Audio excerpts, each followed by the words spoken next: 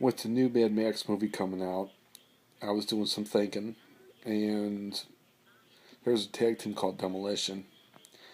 Demolition kind of reminded me of the Road Warrior. If you remember Lord Humongous, well, there's your Demolition. Two Lord Humongous is there.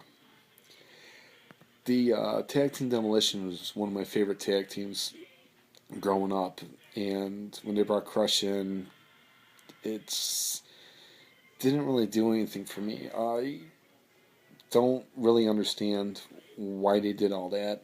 Bringing the third member Demolition and Axe left and was crushing Smash. And no one beats Axe and Smash.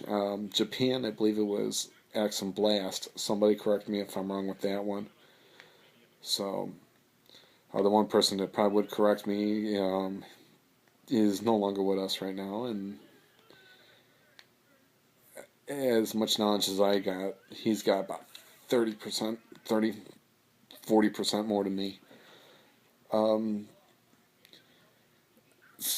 I haven't seen the new Mad Max movie, but that's something I want to see. But I heard rumors of some of the original Mel Gibson, the original Max, makes a cameo in there, and I probably did a spoiler alert there, but my apologies. But like I said, I don't know. I hear rumors and stuff. So another thing is the Legion of Doom back in the NWA days when they were the Road Warriors.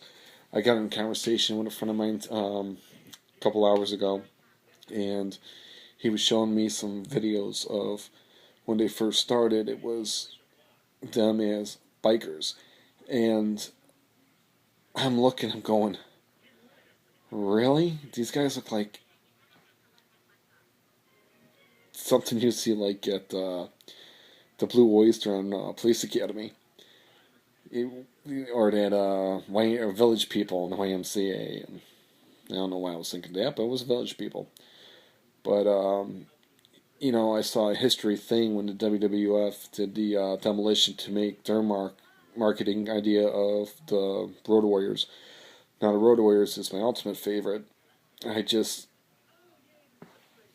if you remember, I remember when they used to take the shoulder pads off and throw them, and they used to stand straight up. And I think once when the spikes went through the mat and it was just hanging there and took a couple minutes to get it out.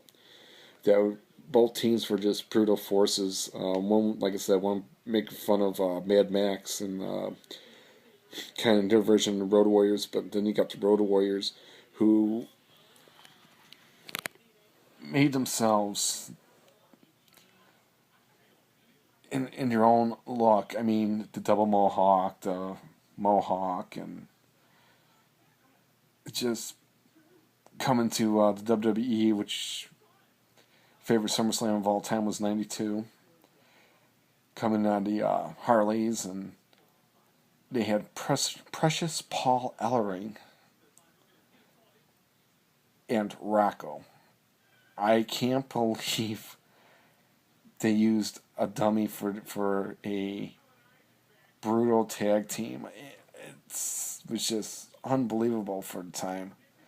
Like I said, times have changed. I mean, you don't get that anymore. You're getting, the younger generation, which I'm loving to death, with high flying and more lucha libre moves, and I'm just growing up and watching and seeing factions. Like, I think one of the factions or stables, whatever you want to call it, New Day kind of reminds me of the Nation of Domination. I'm just waiting for Reverend Slick to come and play somehow, being a manager, and just to hear him just say, "Oh, they interrupted me eating Yardbird." I mean, one of the most racist things I ever heard in pro wrestling besides the Nation of Domination. So, Nation of Domination, if we all remember, kind of reminded me personally as the Black Panthers kind of routine going on. But when they brought Owen Hart in, and like, okay, this is the demise because the Owens in there, and Owen Hart was I liked Owen Hart better than Bret Hart. Jason Halbert, I'm sorry to say that, but I think Owen had more of an it factor than Bret. Bret was just the right guy at the wrong time, or wrong guy at the right time, however you want to say it, to be a champion.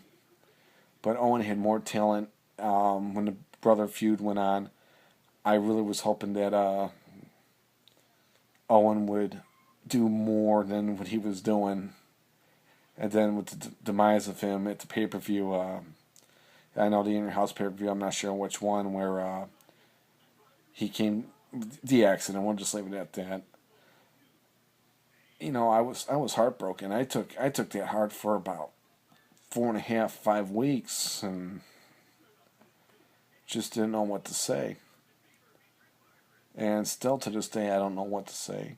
It's like you listen to Love Docs down here in Florida, and there was a caller that called in that made the joke about you you must have you must be like Chris Benoit, a strong chokehold. Well, we all know what happened with Chris Benoit and his family, and this is something that shall not be talked about. But that was like a stab in my heart because some guy had to bring a tasteless joke about that. It I we don't need the Chris Benoit jokes. I don't look at that. I look at what he did in his career, and he had a fantastic career. Brought to my attention a couple years ago, but mostly last year. Somebody was explaining how Chris Benoit was in Japan. He was known as the Pegasus Kid, and then I went on YouTube and I checked out the matches, and he was just a tremendous athlete. He had the. This is going to sound really bad, and it's kind of embarrassing for me to say it like this, but he had a tight, muscular body like Ravishing Rick Rude, which Ravishing Rick Rude was,